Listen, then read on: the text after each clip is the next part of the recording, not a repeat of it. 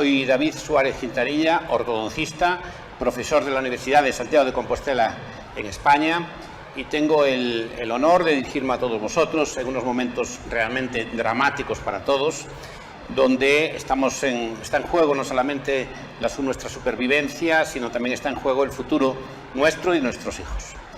Y por eso, bueno, pues quiero aportar una gota de ayuda a todos los que estáis en casa y sois lógicamente compañeros bien dentistas o bien ortodoncistas, por lo menos para entretenernos un poco. Hoy voy a hablar vamos a hacer unos seminarios de ortodoncia, este va a ser el primero de ellos, y en este caso voy a hablar de clase 2 y de tratamiento de las clases 2 mandibulares. He pensado, bueno, empezar como la mayoría de mis colegas y yo mismo, pues con una presentación de PowerPoint, de Keynote, algo pues muy llamativo, muy colorista, como sabemos que estamos acostumbrados los dentistas a hacer, pues presentaciones espectaculares. Pero se me ocurrió que en este momento de crisis, de esta situación tan dura, no estaría de mal volver otra vez a la simplicidad, y a la simplicidad que da simplemente un rotulador o unos rotuladores y mi voz. Y por tanto, quiero empezar esta presentación, en lugar de la espectacularidad con que hacemos muchas veces en los congresos nuestras charlas, voy a empezarlo como utilizo en la docencia normalmente para que llegue bien a los alumnos. Y me gustaría empezar hablando de las clases 2 mandibulares. Como todos sabéis, uno de los grandes problemas que tenemos en nuestra consulta es que la mayoría de pacientes que presentan una clase 2 presentan una clase 2 de origen mandibular. ¿Qué significa una clase 2 de origen mandibular? Pues simplemente que el paciente que presenta esta maloclusión va a presentar como signo más característico una retrusión de la mandíbula. Es decir, en estos pacientes podemos decir que existe una alteración en el crecimiento o posición de la mandíbula y, por tanto, el elemento diagnóstico diferencial más importante desde el exterior del paciente podríamos decir que sería el ángulo nasolabial. Este ángulo nasolabial, que vamos a dividir en dos partes, una parte superior y una parte inferior, nos vamos a encontrar que esta parte inferior, cuando la maloclusión de clase 2 es una maloclusión mandibular pura, podremos decir que este ángulo inferior está bien. Después hablaré mejor ya con la presentación de PowerPoint, de las medidas, de la valoración de este ángulo. Es decir, que lo que nos vamos a encontrar en una gran cantidad de estos pacientes es que los incisivos superiores están en una posición más o menos normal, el hueso alveolar y el hueso que conforma el maxilar también lo vamos a encontrar en una situación más o menos normal. Incluso nos podemos encontrar que este labio inferior tiene un contacto con el incisivo superior, pero el problema casi siempre reside en el incisivo inferior. Reside en el incisivo inferior y concretamente reside en la mandíbula. Una mandíbula que está retroinclinada y que da como consecuencia la aparición de una clase 2 molar. Esta clase 2 molar que vamos a tener aquí va a ser una clase 2 que va a tener, por tanto, un componente mayoritariamente mandibular. ¿Por qué es así? Porque en cambio la distancia que existe entre los molares y el grupo incisivo en la arcada superior es normal. Por tanto, este es uno de los problemas más importantes que vamos a tener. Y aquí es donde empezamos a establecer los criterios diagnósticos importantes de esta maloclusión. Pero podremos decir, por ejemplo, en España o en otros países también, bueno, que la mayoría de pacientes que presentan este problema, el desarrollo mandibular defectuoso es consecuencia de la genética o es consecuencia de la epigenética. Y esto lo cambia todo en las filosofías terapéuticas. Si nosotros consideramos que el cartílago de Meckel inicial Es decir, ha dado lugar a una mandíbula pequeña. Es decir, que lo que nos ha ocurrido es que ese paciente tiene un problema genético o puramente genético de desarrollo mandibular. Bueno, pues aquí tendríamos que reconocer, como algunas escuelas lo hacen, como la escuela de Roth, por ejemplo, que siempre que nos enfrentemos a una clase 2 mandibular, el paciente va a requerir de cirugía ortognática, porque no existen procedimientos ortopédicos ni funcionales para favorecer el desarrollo de la mandíbula. Pero sin embargo, bueno, otro de los elementos claves que podemos entender es que a lo mejor las cosas no son así, sino que la mandíbula es más una consecuencia epigenética del desarrollo de la musculatura. ¿Qué quiero decir? Bueno, pues que a lo mejor esta mandíbula es así porque existe una cincha muscular que comienza en el músculo orbicular de los labios, que va a entrecruzarse con los músculos del bucinador y con los músculos en general orbiculares, y esta cincha va a hacer como una especie de cincha que colapsa completamente, cincha que colapsa el potencial de crecimiento mandibular. Y aquí es muy importante entender cuál es esta filosofía opuesta a la absolutamente genetista. Y esta filosofía es la filosofía de autores como, por ejemplo, Melvin Moss. ¿Qué nos dicen autores como Melvin Moss? Pues nos dicen en su famosa teoría de la hipótesis de la matriz funcional que la musculatura al final es la que va a determinar el desarrollo de las estructuras óseas. En otras palabras, que cuando el músculo y el hueso luchan, siempre gana el primero. Moss nos dice algo muy interesante y que además hoy la epigenética incluso las teorías transductivas moleculares están a favor de ello. ¿Y cuál es esta idea? Pues es una idea muy sencilla.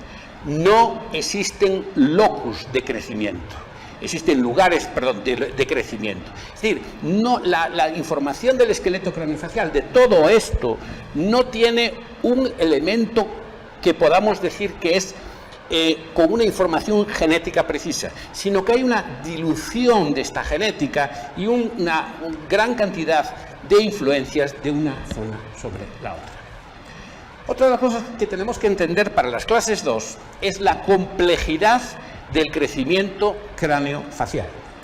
Y esta complejidad del crecimiento craneofacial la vemos muchas veces, por ejemplo, si aquí pintamos el esfenoides, pues nos vamos a encontrar muchas veces esta complejidad porque cuando vemos que un incisivo superior, como este incisivo que tenemos aquí, parece venir hacia adelante, decimos, el incisivo superior lo único que ha hecho es extruirse, y no.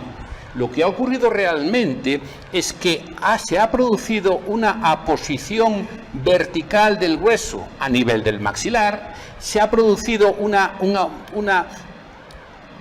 crecimiento vertical de este complejo maxilar, se ha producido una expansión, como vemos aquí, de las senos esfenoidales, se ha producido una aposición ósea en esta zona, se ha producido, como vemos aquí, una serie de vectores de crecimiento que influyen en el maxilar, y al final, ¿en qué se refleja? Pues simplemente que al niño le crece un poquito más el incisivo.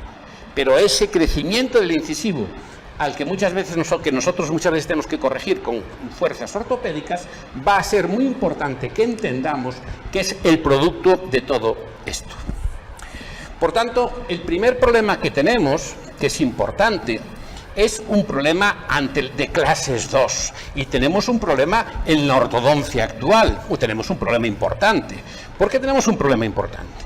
Porque vamos a imaginar en mi consulta, en Galicia, pues yo calculo como mínimo que un 80% o más de mis pacientes presentan un problema mandibular. Y por tanto, si presentan un problema mandibular, tenemos que tomar una decisión. Y la decisión es muy sencilla. Si nosotros creemos que podemos favorecer la estimulación de la mandíbula, veremos después en qué zonas, pues entonces tendrá sentido que nosotros intentemos hacer ortopedia, vamos a llamar, no me gusta la palabra, después hablaré por qué. Intentaremos hacer ortopedia dentofacial sobre esta mandíbula, haremos ortopedia dentofacial. Ahora, si nosotros creemos que es imposible, es decir, que nosotros no podemos de ninguna manera favorecer el desarrollo de la mandíbula con otros procedimientos que no sean la cirugía, es más, si incluso nosotros decimos que los procedimientos utilizados con aparatología funcional alteran la articulación mandibular, producen alteraciones craneofaciales, entonces abogaremos a la cirugía ortognática a nuestros pacientes. Y esto presenta un problema, y presenta un problema importante, porque muchos de estos pacientes simplemente vienen a la consulta porque ven que los dientes superiores están un poquito echados para adelante, traen a su hija de 9 años porque le ven que tiene un poquito estos dientes. Y cuando uno le dice que el plan de tratamiento es este, a los 18 años, lo primero que hace el paciente, evidentemente, es decirle al doctor que dejó el coche mal aparcado, o que tiene que pagar el ticket del parking y que tiene que marcharse inmediatamente de la clínica. Por lo cual, como yo digo siempre, yo no formo alumnos para que sepan ortodoncia. Eso lo era cuando era más joven. Yo ahora formo alumnos para que tengan éxito clínico. ¿Y qué es tener éxito clínico? Pues es tener pacientes que te permitan, con tus honorarios y con lo que debas de cobrar, tener una clínica abierta, que cada vez y puedas pagar, como nos va a costar mucho a todos, facturas en los próximos meses. Por tanto, es muy importante saber esto. ¿Qué opción filosófica? No, es que yo soy cristiano y cuando llega la Cuaresma me hago musulmán. Y cuando llega el Ramadán, vuelvo a hacerme cristiano, que en realidad es lo que hace mucho la gente. Pues no, yo creo que tenemos que tener una idea clara, de realmente lo que queremos hacer y cuál es nuestra filosofía de tratamiento. Si nos ponemos la mano en el corazón, y confesamos nuestros pecados, los pecados de los ortodoncistas, ¿vale? Tenemos que reconocer que la mayoría de maloclusiones de clase 2, es decir, la mayoría de los pacientes con clase 2 y con clase 2 mandibular como esta, la mayoría de estos pacientes, imaginaros pues en este caso una situación así, pues la mayoría de estos pacientes, ¿cómo se tratan hoy en las consultas? Pues se tratan básicamente a base de elásticos de clase 2. Muy bien, ¿y qué hacen los elásticos de clase 2? Pues los elásticos de clase 2. ¿Quién dice elásticos de clase 2? No solamente hablamos de elásticos, hablamos también de aparatos distaladores de clase 2. Todos estos aparatos lo que hacen básicamente, sean elásticos, forzus, distaladores, pieles de Herbst apoyadas en los dientes, todos estos aparatos tienen lo que se llama un Class 2 Effect. ¿Y estos Class 2 Effect en qué se resumen? Pues básicamente lo podemos resumir en esto. Es decir, en una marcada proinclinación del incisivo inferior, aunque esté muy bien cinchado el alambre detrás, y una marcada retroinclinación del incisivo superior. Es decir, y esta solución es una solución buena o incluso muy buena para los padres, porque los pacientes no entienden nada de nada. Y cuando van al ortodoncista, y si no, fíjense lo que está ocurriendo con los alineadores, realmente van a que le solucionen el problema de un diente, de 2 dientes o unos dientitos echados para afuera. Pero la auténtica realidad es que en un montón de clínicas, esto que están viendo aquí, es el desgraciado resultado del tratamiento. Un tratamiento de camuflaje alveolar, caracterizado por una proinclinación del incisivo inferior, como ya nos advertía Twist, una retroinclinación del incisivo superior y, lo que es más triste, un déficit importante o un fracaso total o casi total a la hora de solucionar la estética de los pacientes. Y así veremos después que les enseñaré, desgraciadamente, casos también míos, en que, por no hacer un avance de la mandíbula, muchas veces nos ocurren estas inclinaciones. Bueno, esto se le puede dar vueltas, que si puedo utilizar planos de oclusión, que si puedo hacer.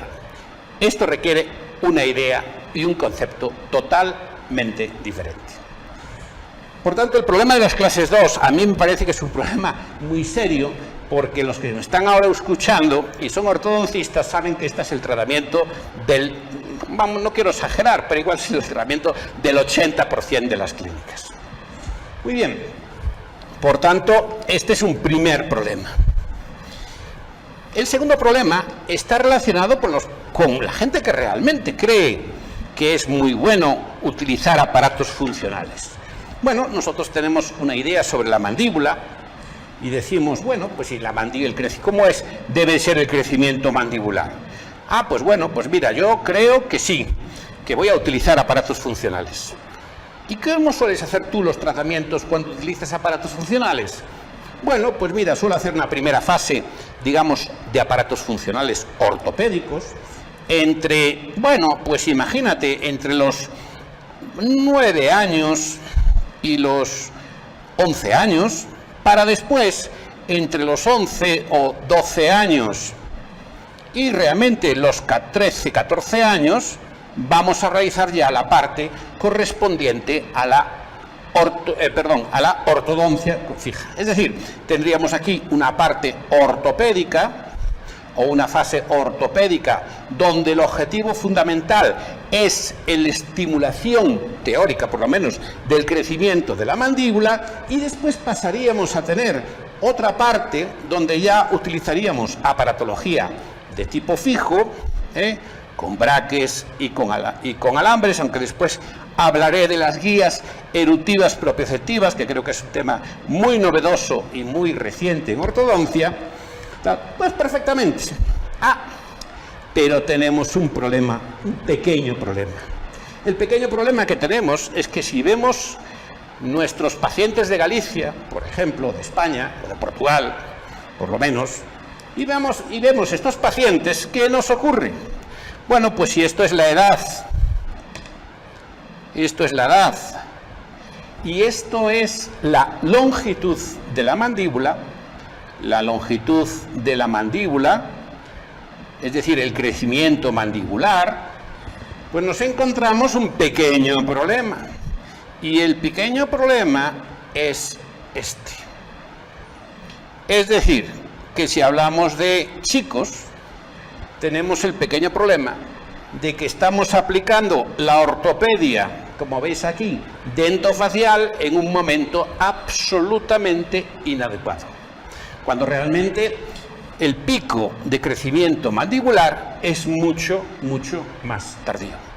Por tanto, lo que estamos haciendo, además de hacer un tratamiento eterno, porque estamos hablando de 4 años o de 5 años de tratamiento, una parte muy grande de este tratamiento no es lo suficientemente eficiente, es decir, no es lo suficientemente eficiente, y lo peor, prolonga un tratamiento, y lo peor, que el paciente no está dispuesto a llevar aparatos todo este tiempo, y menos los padres a abonarnos nuestro volumen. Por tanto, este es otro de los problemas que tenemos. Como podemos comprobar, todos los problemas de clase 2 son problemas. Otro de los problemas de clase 2 es si realmente cuántos aparatos existen y si realmente tratamos las maloclusiones de clase 2 en general, adaptándonos al aparato, o el aparato se adapta a la maloclusión, o somos nosotros los que hacemos que la maloclusión la vamos a adaptar a nuestro tratamiento. Es decir, yo solo sé usar la tracción extraoral y los elásticos de clase 2, por tanto, mis problemas son, todas mis maloclusiones son clases 2 maxilares. No, vamos al otro extremo, a los funcionalistas que creen, como digo yo, muchas veces los funcionalistas en los milagros del Padre Pío.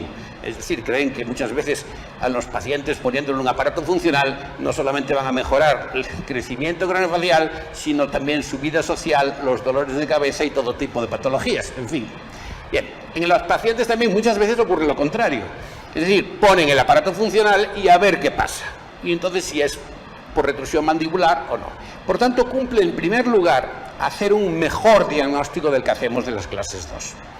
Este es el punto clave, el diagnóstico de ortodoncia. Porque al final, la auténtica realidad es que el diagnóstico de ortodoncia sigue siendo la clave de la ortodoncia. Después puedes usar el aparato que te dé la gana.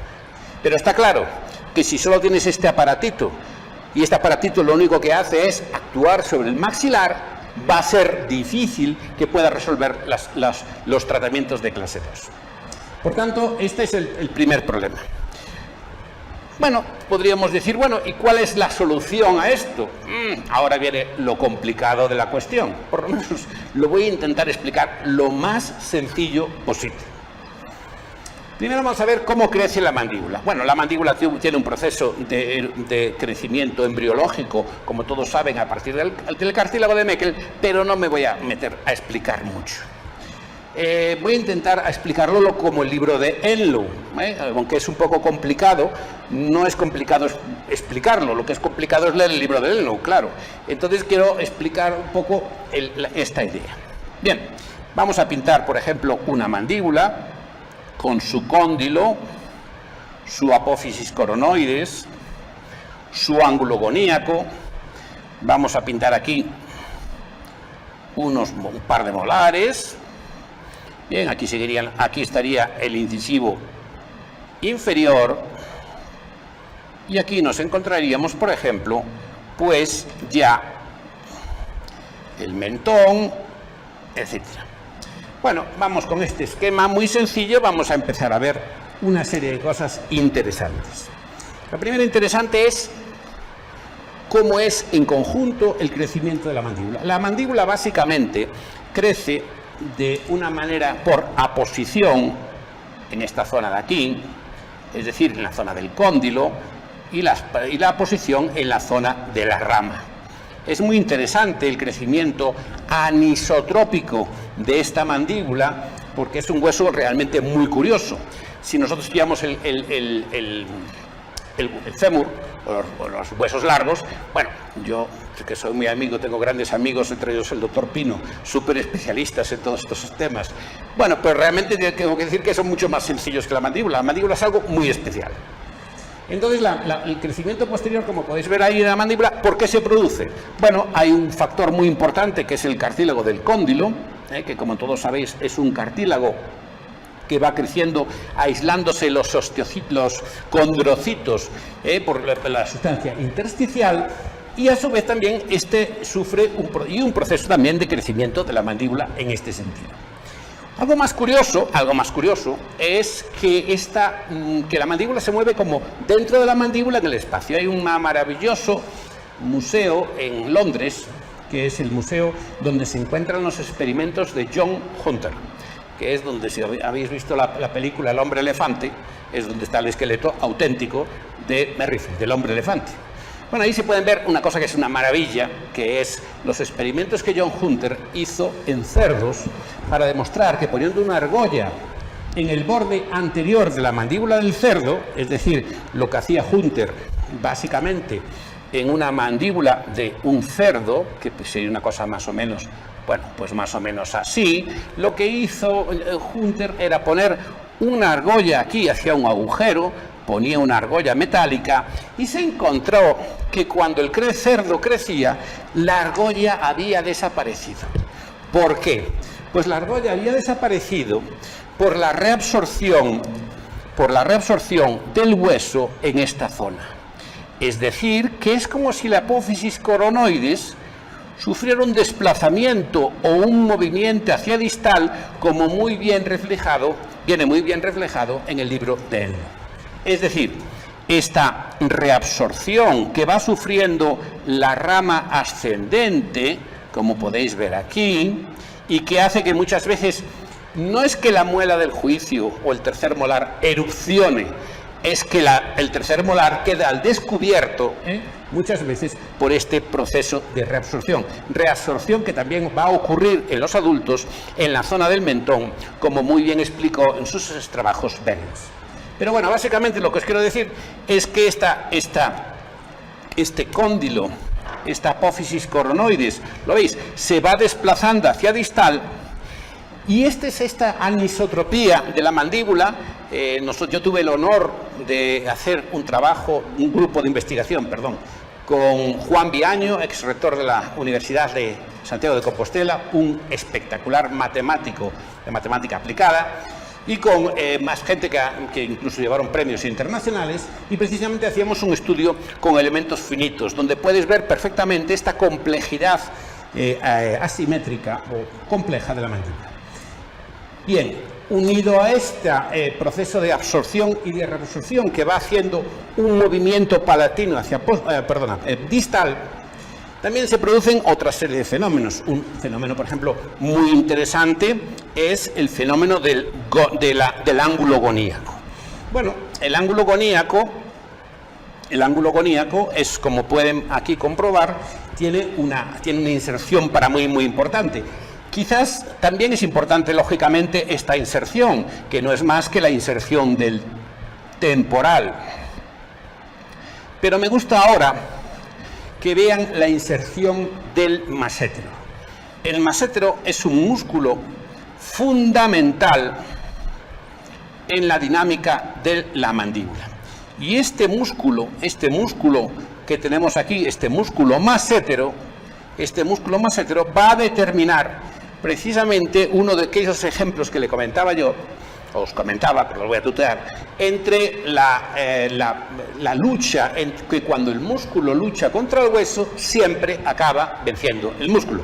¿Por qué? Pues vemos aquí como este músculo, cuando se inserta en este ángulo goníaco, muchas veces cuando el paciente tiene una tendencia a ser dólico-facial, es decir, cuando el paciente tiene esta tendencia a tener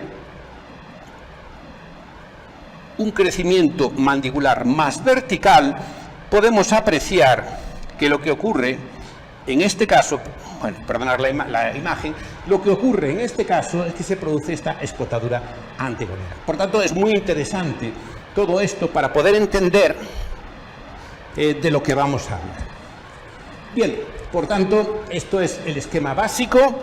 En mi opinión también hay otro elemento fundamental, que ya es un elemento muy clásico de la ortodoncia, porque la característica de la ortodoncia tiene dos cosas curiosas, o varias. Una, cada vez que tú vas a un curso de microbiología, de estética dental, cada vez que tú vas a un curso de implantología, cada vez que vas a un curso de cualquier rama de la odontología, notas cómo la odontología, y especialmente los speakers o los conferenciantes, realmente están aportando cosas nuevas, y cada vez el nivel va subiendo. En fin, en ortodoncia no os quiero contar nada, pero desgraciadamente muchas veces la gente que habla en público y da cursos tiene una base de ortodoncia, por no decirle eufemismo, bastante corta. Y esto es importante porque si no tienes una buena formación en ortodoncia, que es todo diagnóstico, todo se queda en aplicar un hierrito, en recomendar una receta de hierros o en poner un trocito de plástico. Y esto es importante porque aquí lo que domina este problema va a ser la musculatura. ¿Y qué musculatura vamos a tener aquí?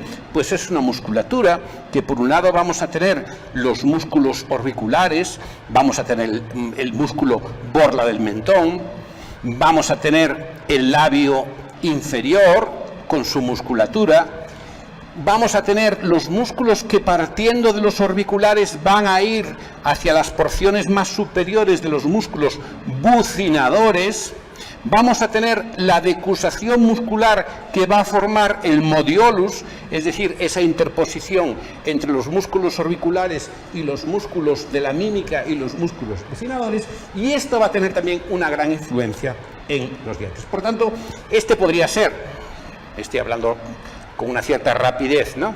Esto podría ser un aspecto interesante del crecimiento de la mandíbula.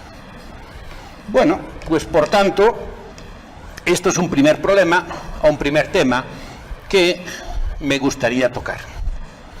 El segundo tema, interesante también, es un problema conceptual. ¿En qué se diferencia la medicina de la odontología, o una parte de la odontología? Bueno, pues porque los odontólogos en general son poco dados a conceptos y son poco dados al diagnóstico. Son más dados a cómo se hace o dónde puede comprar el software ahora o cuántas vueltas se le da al tornillo. Pero lo importante son los conceptos. Como decía un actor gallego que se llama Manquiña en una divertidísima película que se llamaba Airbag.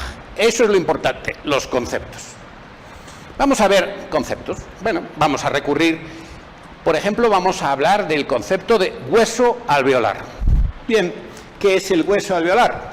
Bueno, pues el hueso alveolar es un hueso que va a rodear la raíz de los dientes, y este hueso alveolar que va a rodear la raíz de los dientes, que lo vamos a pintar en color verde, como podéis tener aquí, vemos aquí, este hueso alveolar soporta los dientes y se diferencia del hueso basal, porque el hueso alveolar es diente dependiente. Es decir, que si ahora dibujáramos en azul el hueso basal, tendríamos aquí, bueno, pues nuestra espina nasal espina nasal anterior, y ya tendríamos aquí el hueso propiamente del paladar. Bueno, bien, si esto fuera así, ¿vale? Si esto es así, esto debe ser así, porque si ustedes cogen cualquier libro de ortodoncia, pero ni siquiera de ortodoncia, vayan ustedes a uno de los libros más famosos de histología, que no es nada más y nada menos que el Tenkate. En todos los libros viene esta definición de hueso alveolar. Muy bien, pero yo soy de los que creo que es muy importante la clínica.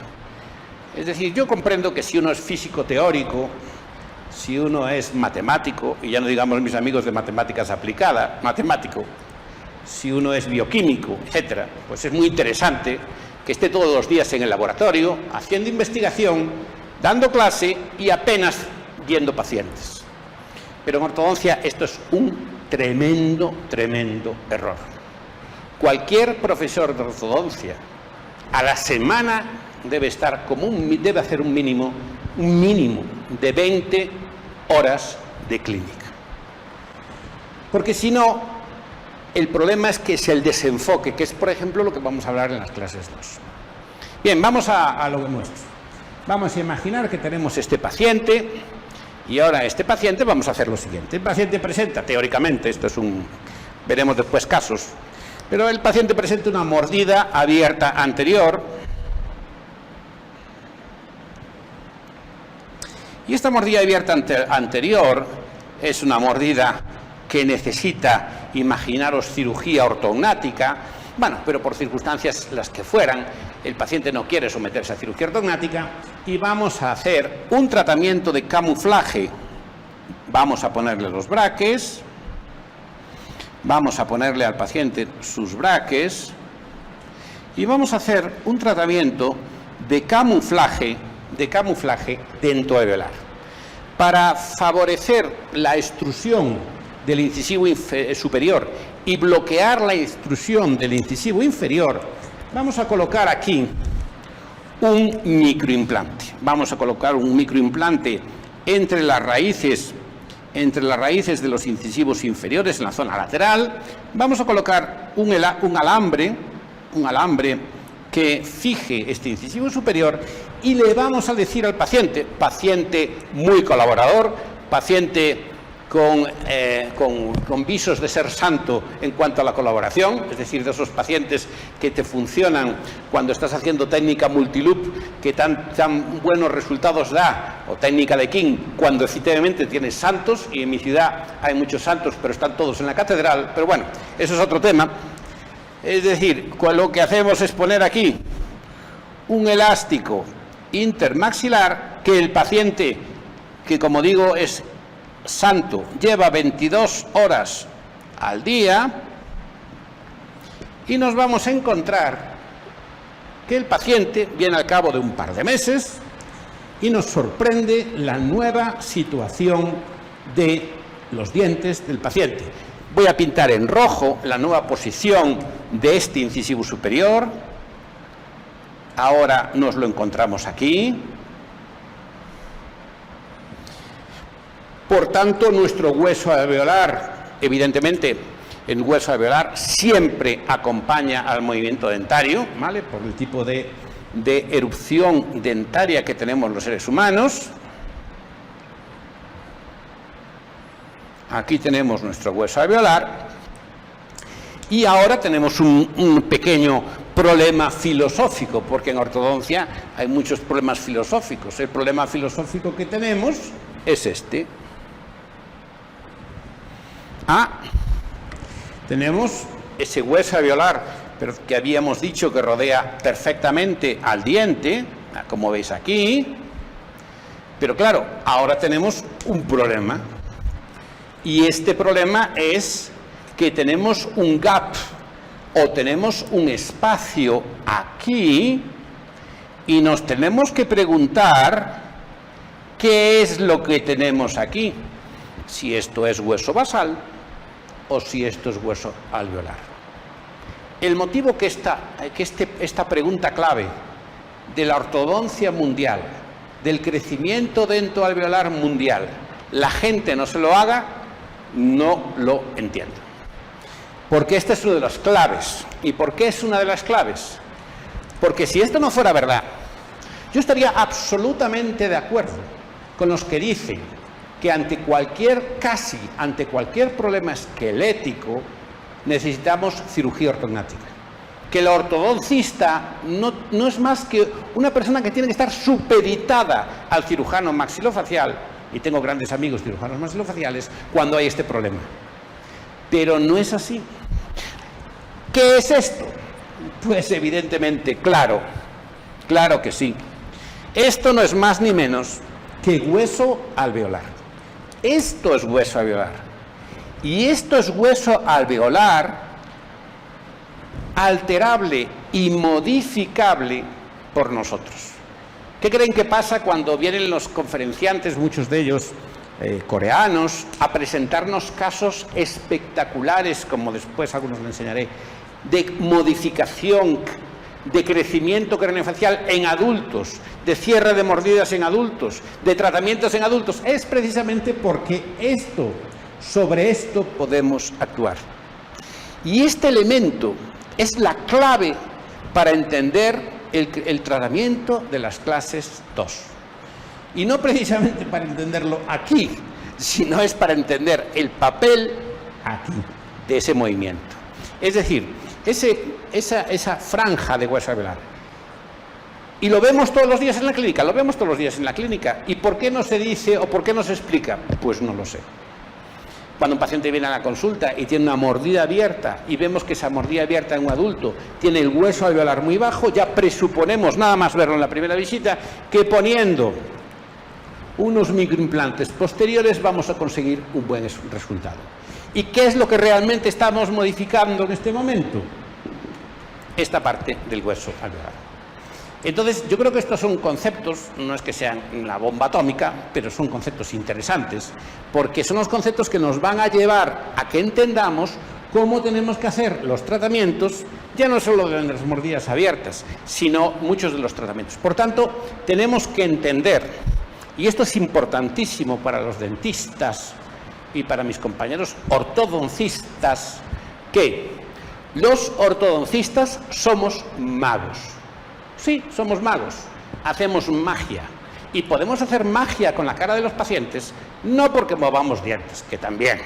Podemos hacer magia con los pacientes porque tenemos una influencia sobre esto. Yo he observado, cuando se hace una cirugía ortognática, y esa cirugía ortognática se tiene que llenar de hierros, de chinchetas, de tornillos, de planos oclusados compensados, es porque este concepto no se entiende.